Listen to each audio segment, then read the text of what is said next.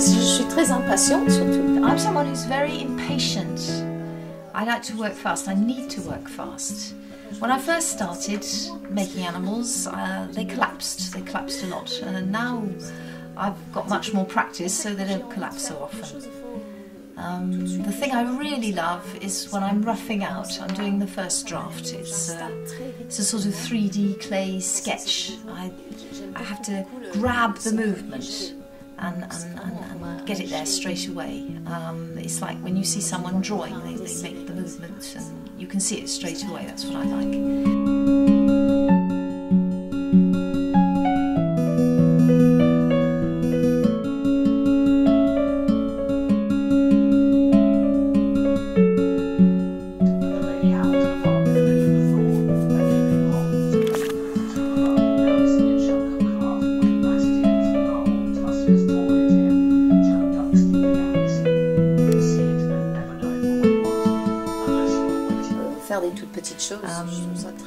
I don't like making small things, they're fiddly.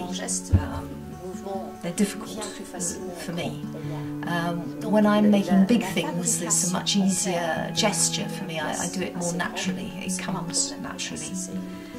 The difficult bit is when you have to take them out of the kiln because they're really heavy. They weigh up to 50 kilos. Because when I'm working, I tend to slap the clay on. I don't worry about the weight until, of course, we have to get them out of the kiln.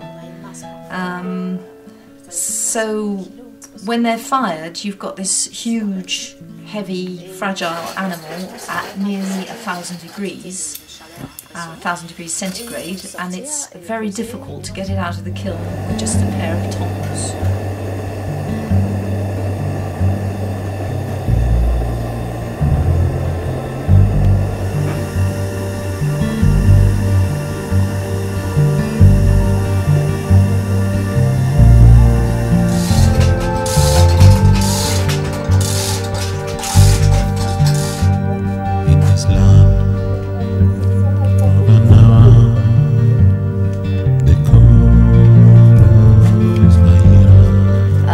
You have to get it out and you have to put it in the sawdust to smoke it and for the glaze to crackle, and if you slip, well, that's it then, it's broken. But the really tricky bit is taking it out of the sawdust again, because when you move it, that creates an updraft and some whacking great flames, and sometimes you get too close because you've got your goggles and you've got your mask, and that gives you a false sense of security. You have to take it out of the sawdust and damp it down. You can't not do that.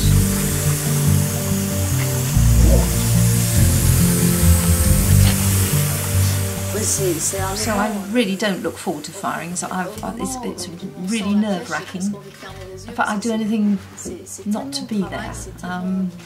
When we get close to the right temperature, we're up at 940, 950, I find something else to do. I go and make a cup of coffee, for example, but in the end, you have to do it. You have to unstack. You can't just leave it to get hotter and hotter. It's like pregnancy. You can't go on forever. Something has to happen. Parce qu'il faut que c'est à ce moment-là que tu peux complètement ruiner ta pièce, en fait.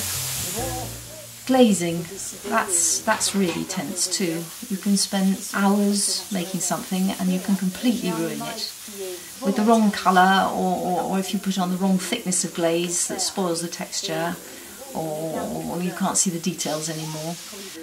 Plus I have a very, very temperamental iron glaze which comes out different every single firing. It's completely uncontrollable, which is fine by me, because the whole point of raku is letting the firing have the last word. But it can be completely disastrous. Et la même chose arrive quand il y a la cuisson, c'est-à-dire que je dis c'est pas là, je sais que ça grimpe on est à 900. So I put off glazing for as long as I can, and then when I finally get down to it, I'm in a filthy mood, so it's best to avoid me on glazing days. Je sais qu'il faut ouvrir le four. De toute façon, c'est comme la grossesse, hein, à un moment donné. On ne peut pas continuer comme ça.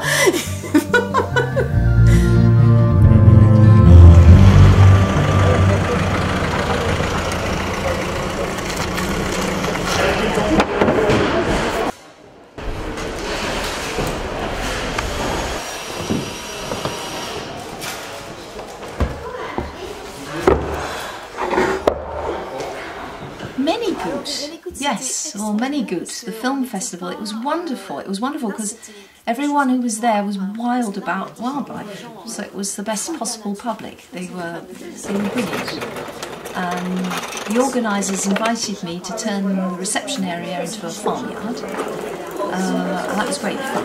And then they gave me another area to show the bronzes and the penguins and everything else. So this was a really good opportunity for me to show the animals as I like to show them.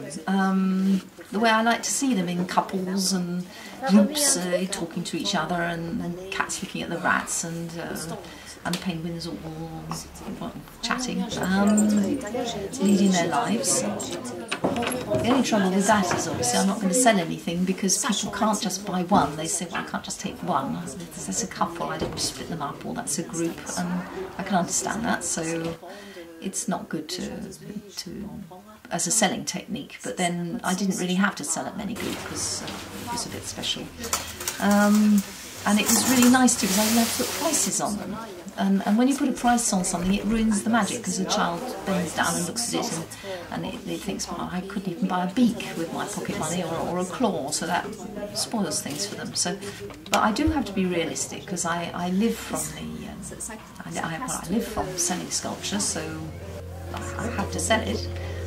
No, personally I'm awful at selling, which is why I work with galleries who are really good at selling.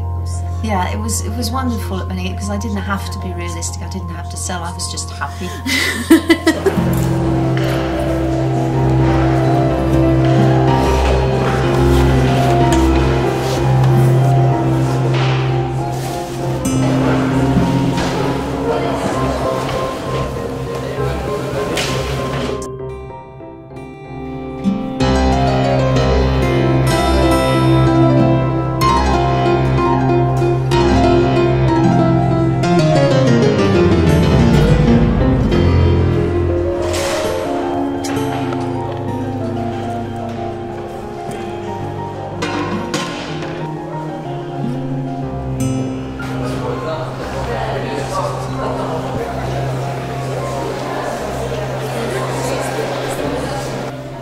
Donc les prix pour la... Où est-ce qu'ils sont les... Ah ben ils sont là, tiens.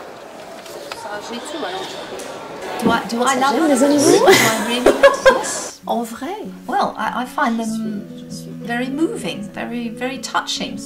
And my heart flips over when I see, for example, a bird of prey hovering. I have a great respect for them. It's a great respect.